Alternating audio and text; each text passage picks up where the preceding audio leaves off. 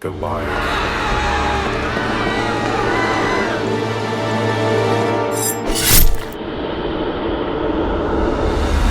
Goliath. The name echoes through history, a giant clad in bronze, defying the armies of Israel, challenging God himself.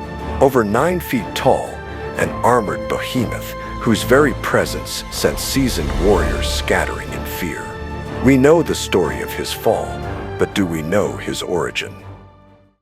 Most see him as just a Philistine champion, a freak of nature, but the Bible hints at something deeper, something ancient. Go back centuries before David, to the days before the flood. Genesis chapter 6 speaks of a mysterious group, the Nephilim. The Nephilim were on the earth in those days, and also afterward.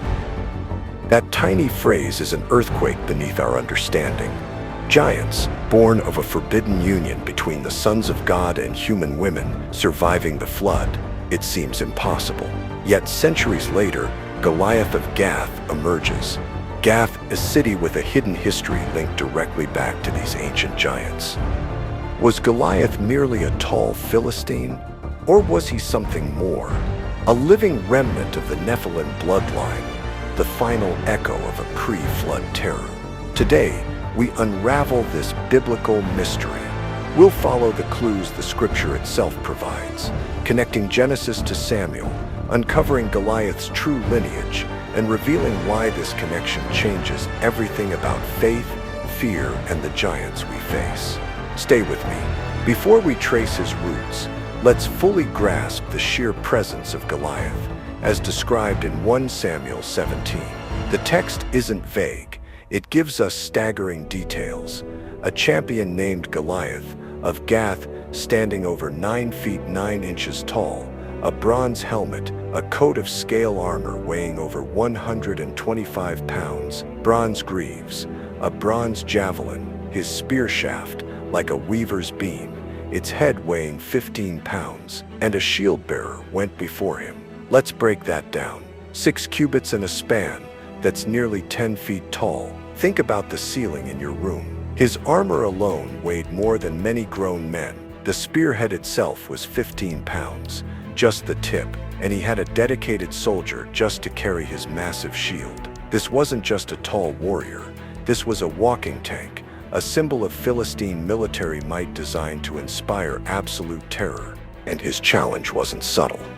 Why have you come out to draw up for battle?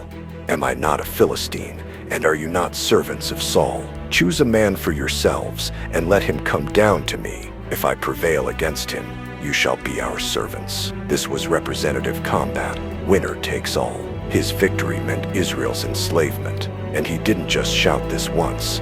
For 40 days the Philistine came forward and took his stand morning and evening.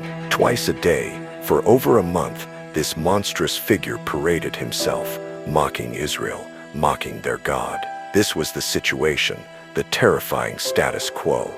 The ordinary worlds of fear gripping the Israelite camp. This is the giant David would eventually face. But his origins reach much, much further back. To understand Goliath's roots, we must heed the call to adventure embedded in Genesis 6. Right before God decrees the flood, we find this perplexing passage. When man began to multiply on the face of the land and daughters were born to them, the sons of God saw that the daughters of man were attractive, and they took as their wives any they chose. Then the Lord said, My spirit shall not abide in man forever, for he is flesh, his days shall be 120 years. The Nephilim were on the earth in those days, and also afterward, when the sons of God came in to the daughters of man, and they bore children to them. These were the mighty men who were of old, the men of renown. 2 key mysteries here. Who are the sons of God, Bene Elohim, and who are the Nephilim? This isn't just trivia. The text links this event directly to the overwhelming wickedness that caused God to grieve making man and bring the flood. Then the Lord saw that the wickedness of man was great on the earth, and that every intention of the thoughts of his heart was only evil continually. So the Lord regretted that he had made man on the earth, and it grieved him to his heart. Then the Lord said, I will blot out man whom I have created from the face of the land, from man to animals, to creeping things, and to birds of the sky, for I am sorry that I have made them. Let's look at the sons of God. As the example text mentioned, there are primary views, fallen angels. This ancient view, supported by how sons of God is used elsewhere in the OT, like in Job 1:2-38-7, and passages like Jude 6, speaking of angels leaving their proper domain, suggests a supernatural rebellion corrupting humanity.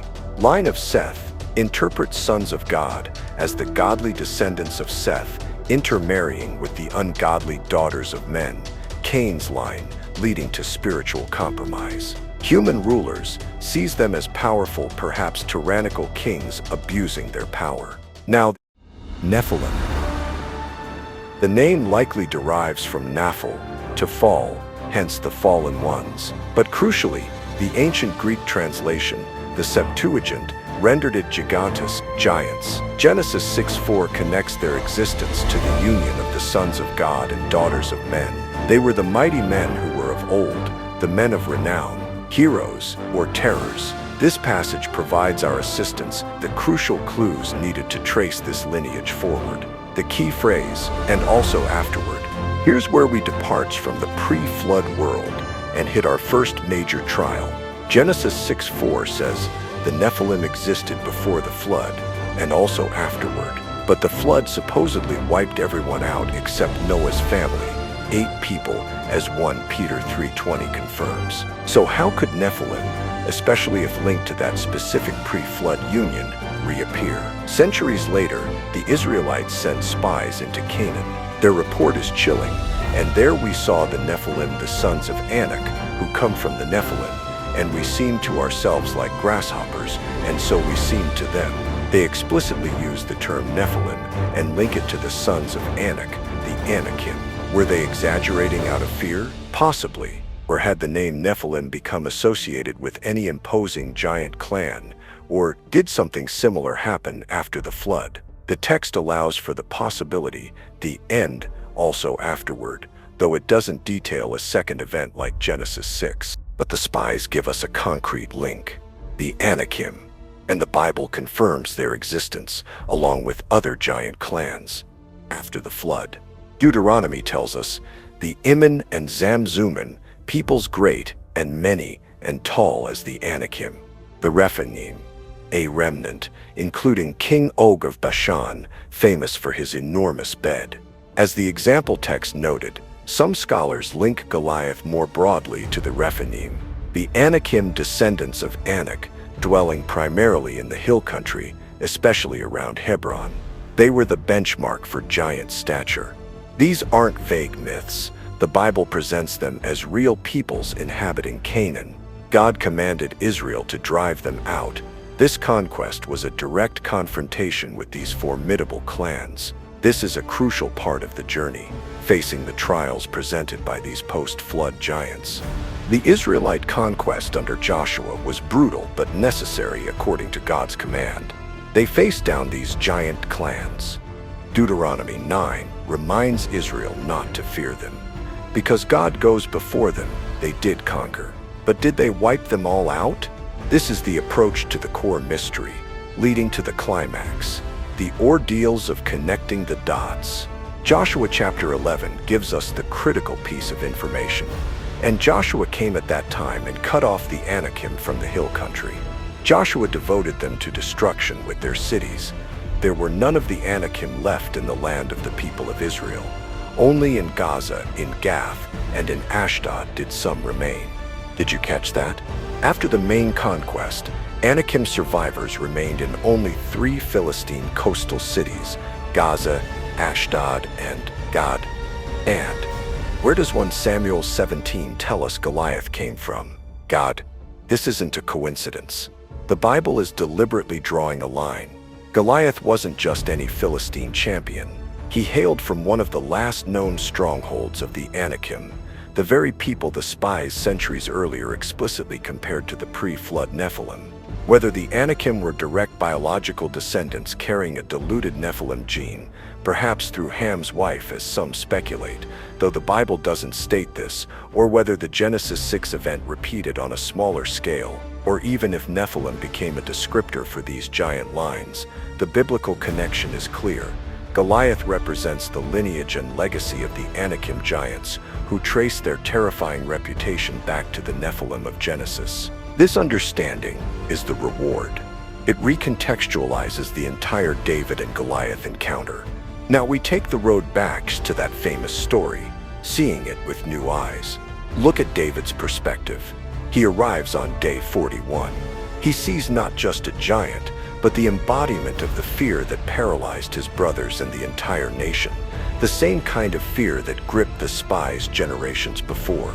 But David sees something else, an uncircumcised Philistine defying the armies of the living God. His conversation with Saul is telling.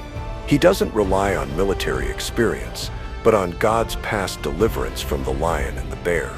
Your servant has struck down both lions and bears, and this uncircumcised Philistine shall be like one of them, for he has defied the armies of the living God. The Lord who delivered me from the paw of the lion and from the paw of the bear will deliver me from the hand of this Philistine. He rejects Saul's conventional armor, the world's solutions, because he's not fighting a conventional battle. I cannot go with these, for I have not tested them. He chooses 5 smooth stones, simple faith, divinely guided precision. The confrontation is iconic. Goliath, representing the Anakim/Nephilim legacy, curses David by his gods. Am I a dog that you come to me with sticks? Come to me, and I will give your flesh to the birds of the air and the beasts of the field. David's reply is pure faith. You come to me with a sword and with a spear and with a javelin, but I come to you in the name of the Lord of hosts, the God of the armies of Israel, whom you have defied. This day the Lord will deliver you into my hand, and I will strike you down and cut off your head. And I will give the dead bodies of the host of the Philistines this day to the birds of the air and to the wild beasts of the earth, that all the earth may know that there is a God in Israel, and that all this assembly may know that the Lord saves not with sword and spear. For the battle is the Lord's, and he will give you into our hand. With a sling and a stone, guided by God, David strikes down the giant. He defeats not just a man, but a symbol, a legacy of fear rooted in ancient, possibly supernatural, opposition to God's people. The victory wasn't David's skill alone. It was God vindicating his name against the defiant remnant of the Anakim giants. This victory wasn't the absolute end. As the example script highlights, 2 Samuel 21 and 1 Chronicles 20 detail 4 more giant descendants of Gath, relatives of Goliath, Ishbi-Benob, Saphsippai, Lami, and an unnamed giant with 24 fingers and toes.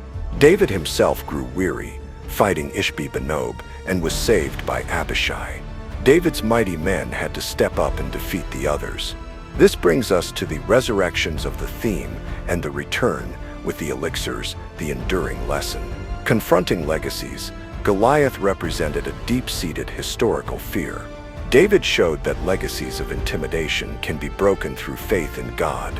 Ongoing battle, the fight didn't end with Goliath. His brothers rose up. Evil often resurfaces. Faith and courage must be persistent. God uses the unlikely. God chose a shepherd boy, not a seasoned warrior, to defeat the giant champion. He equips those who trust him, regardless of worldly qualifications. The battle is the Lord's. This is the core message. Our strength comes from him.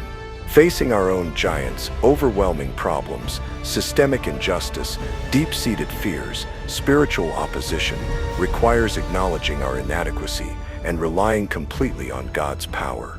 Understanding Goliath's connection to the Anakim and the Nephilim legend doesn't just solve a biblical puzzle, it amplifies the testimony of God's power and the necessity of unwavering faith. From the mysterious Nephilim birth before the flood to the fearsome Anakim giants who survived in Gath, the lineage of Goliath carries echoes of ancient rebellion and terror. But the story of his defeat carries an even greater echo, the triumph of faith in the living God over any giant that defies him. What are your thoughts on the Nephilim connection? Do you see Goliath differently now? Share your insights and questions in the comments. Let's continue the discussion. If this journey through Scripture illuminated the Word for you, please hit that like button. It truly helps Verse Within grow. And be sure to subscribe and click the bell so you're notified for our next deep dive into the Bible's incredible truths. Thanks for watching. Remember to face your giants in His strength. God bless, and I'll see you in the next video.